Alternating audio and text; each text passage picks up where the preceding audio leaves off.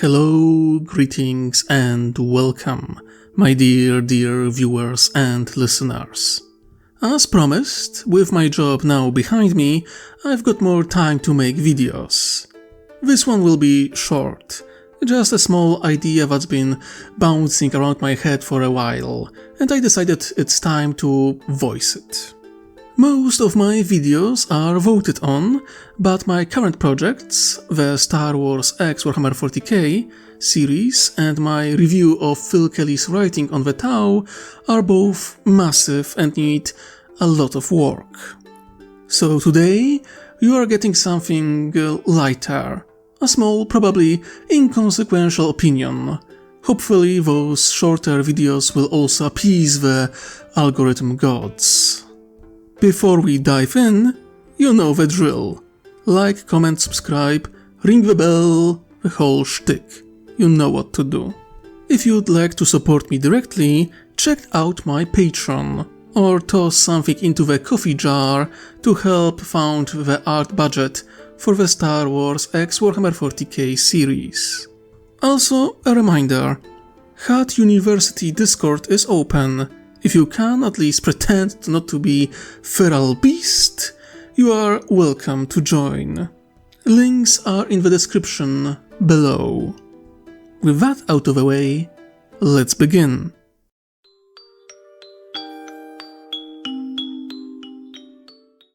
The Star Wars universe has vast lore, vast being the key word.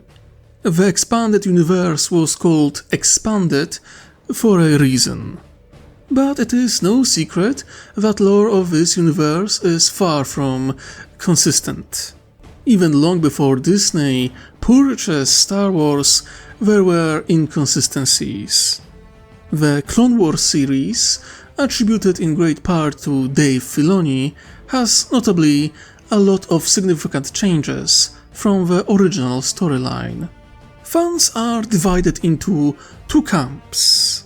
Those who despise him for not being half as good as he thinks, and those who treat him as the second coming of Lucas himself, who, as we know, has never made a mistake ever. Sorry, couldn't say that with a straight face. If you really think that Lucas is amazing at everything, just rewatch the prequels, the Attack of the Clones especially. Because this is a good example of interesting plot, with rather a poor execution. Personally, I lean towards not liking Filoni's rewrites, but sometimes, even his missteps contain compelling ideas. One of those is the depiction of the Mandalorians in the Clone Wars series. Rather than brutal warriors from a jungle planet, we have pacifists living in dome cities on a blasted wasteland. The fans of Expanded Universe, most I know at least, hate that depiction of Mandalorian people. They don't enjoy the fact that the badass super commandos suddenly lost their fangs and claws, without any proper explanation, or at least not a satisfying one. I, on the other hand, not only enjoy the idea of pacifist Mandalorians, but am firmly on the opinion that this drastic change makes sense.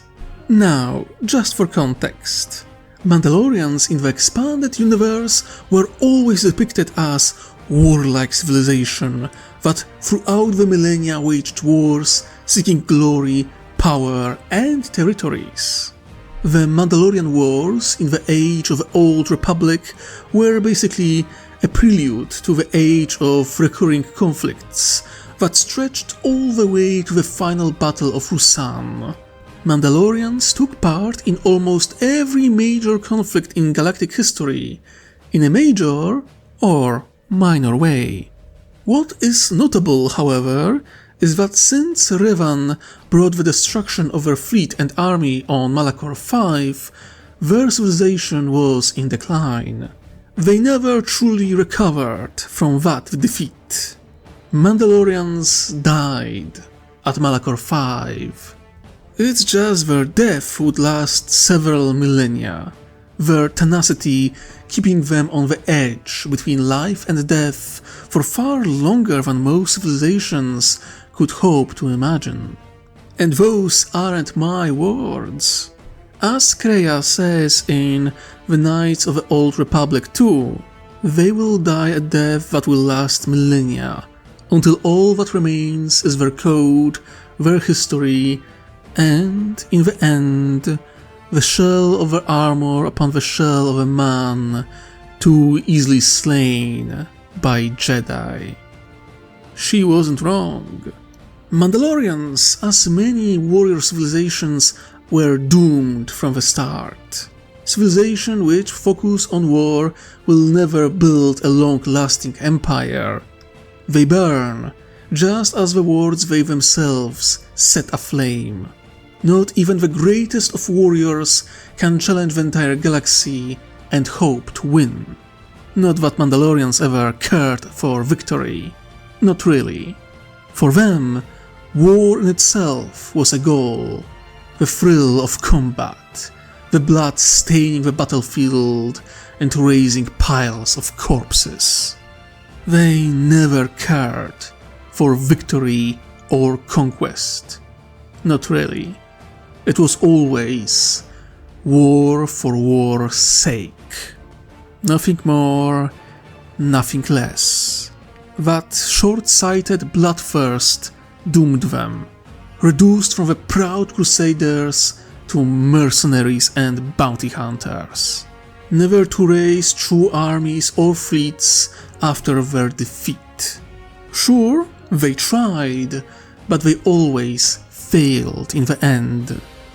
They are very much like the Sith in this way. Mandalorians are their own greatest enemy. But what if something changed? What if Mandalorians themselves opened their eyes and decided to drastically change their ways? A decision that would lead to the extinction of the Mandalorian warriors, but one that would ensure that Mandalorians would endure. You might think that it's unheard of, but in our own world we do see examples of that change being possible.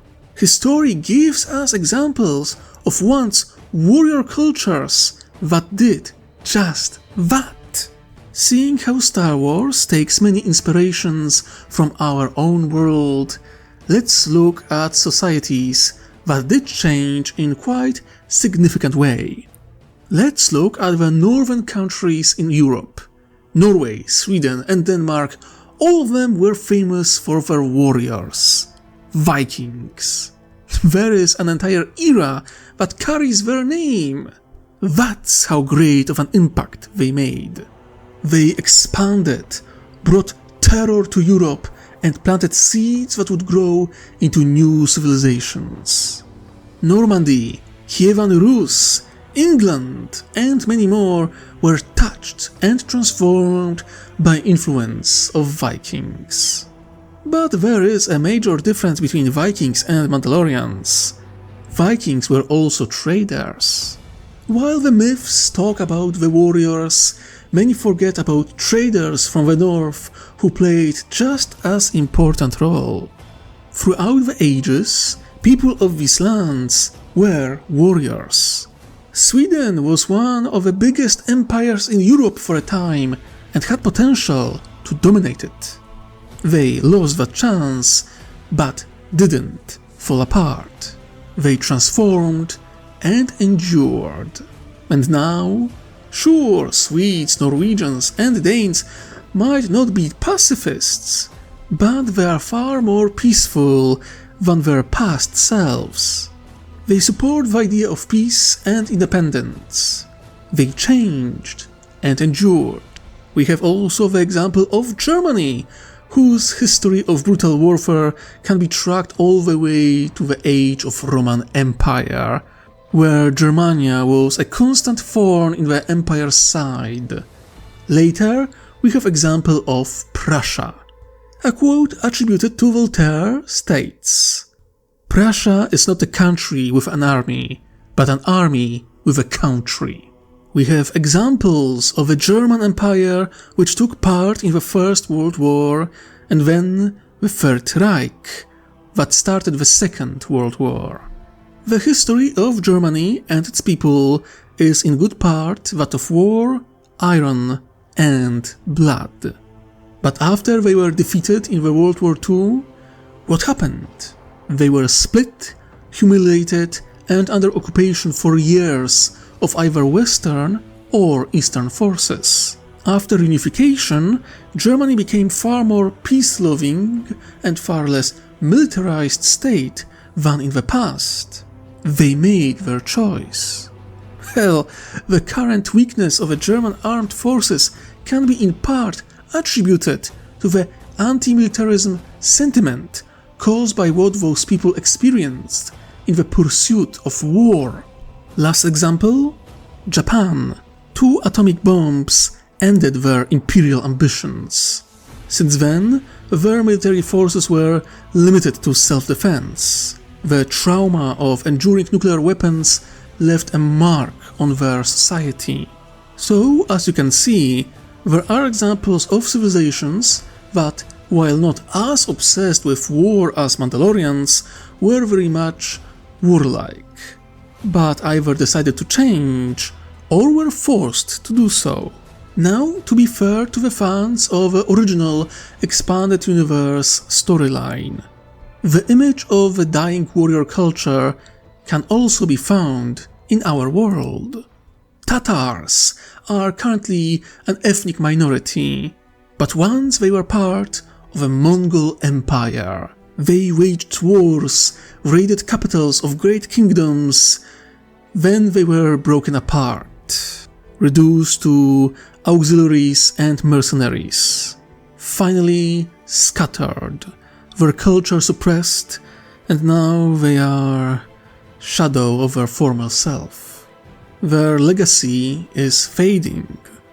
The great war they wage now is to keep their culture alive, dedicated to not be reduced to nothing more but a footnote in history. I myself am a good example of how they are slowly fading, because I do have Tatar blood in my veins, but know very little about their traditions. By chance, my family managed to find documents proving that one of my ancestors, a mercenary, was given land and title of minor Polish noble for his service.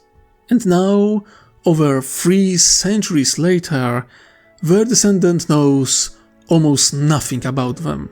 The only thing we have in common is love of horse riding. That's it. But you don't need to have Tatar blood to enjoy riding your horse. Just as you don't need Mandalorian blood to wear armor or shoot a blaster. So, look upon me, fans of EU Mandalorians, and despair, for I am a mirror image of the most terrible death Mandalorians could imagine. The death not on the battlefield, but in memory, to be forgotten. That's the fate of Mandalorians who brought their own destruction. A quiet, pathetic end of once mighty people. But there is alternative. There is a choice, a chance to change and endure. I know that current canonical story has little sense and doesn't have satisfying explanation for the sudden transformation of Mandalorians from warriors into pacifists. So, if you allow me, let me give you a more satisfying vision which would make the new Mandalorians seem not as a tasteless retcon by Filoni, but a natural progression of this civilization. The Clone Wars series informs us that the planet of Mandalore became a wasteland during the war against the Jedi. This was a foolish choice on the side of Filoni and his team. The event of Mandalore become a wasteland must be recent for this little rewrite to work. So, Mandalore wasn't a wasteland for thousands of years. No, until recently it was still a jungle. Its lush forests are still in the living memory. Then the Mandalorian Civil War happened. The fractured clans once more went to war against one another. Multiple warlords sought the title of Mandalore, determined to resurrect their ancient glory. It wouldn't be the first of such internal conflicts in history. In fact, they were quite common in the past. The difference is, this one was especially vicious. A true total war. Sides became more and more radical, more and more extreme. The war turned into slaughter, where not one clan could avoid being targeted. No Mandalorian colony remained untouched by war. Finally, in their madness, warlords unleashed nuclear and biological weapons, not on different worlds, but to destroy their competition on their own home world. This act of self-annihilation was shocking enough that a new faction rose from the blasted wasteland of once lush world, in opposition to warlords and their nihilistic ambitions. The new Mandalorians, led by the young Duchess Satine Kryze. She gained the support not only of neighboring systems, but also the Republic and Jedi Order, which ensured her victory and scattering of warlike clans across the galaxy. Mandalorian warriors, exiled from their own home as a punishment for turning it into a wasteland. If this was how Filoni and his team changed the story of Mandalorians, I think more people would accept it. Many elements of EU, including the story of Jango Fett, could be explored with an additional context of him being one of the exiles who witnessed the Civil War firsthand. In this small rewrite, the extreme pacifism of Satine make sense. It's not just ideology, it's a reaction to near genocide. And it adds depth. What if Satine wasn't just preaching peace, but reforesting Mandalore, trying to heal her home world, to breathe life back into the wasteland, to wash away the stains of the Civil War and create new Mandalore? Not just in politics, but in soil, sky, and spirit. Mandalorian warriors still exist, scattered as minorities throughout the galaxy, unable to unite, haunted by their past. How many new warrior ideologies might rise from this tragedy? Religious zealots, fascist strongmen, would-be crusaders, disillusioned reformers, all trying to reclaim what was lost, each with their own vision of a true way. The possibilities are endless, and all of them tragic. This could mark a new chapter in the long tale of Mandalorian warriors. With little creativity, the Mandalorian Civil War would be not only more interesting, but consistent with their past history. After all, every action causes a reaction, and one extreme usually leads to another. It would be a lesson for the rest of the galaxy, a warning against extremes, a story where both Death Watch and New Mandalorians were equally wrong in their own way. And I think that about wraps it up for this video. That's my opinion of not only why pacifist Mandalorians make sense, but also how with just a few tweaks this could have become far more compelling story. If you enjoyed the video, please like, comment, subscribe and ring that bell. If you can, support me through Patreon, or if you want to support the Star Wars X Warhammer 40k series, donate money through Ko-fi for more art commissions for the series. Discord server is open, all links are in the description below. Thank you for joining me, and I hope you enjoyed. Now, my dear viewers and listeners, remember, wherever you are, whatever you do, try to enjoy yourself while you can. I wish you most heretical day. Ta-ta!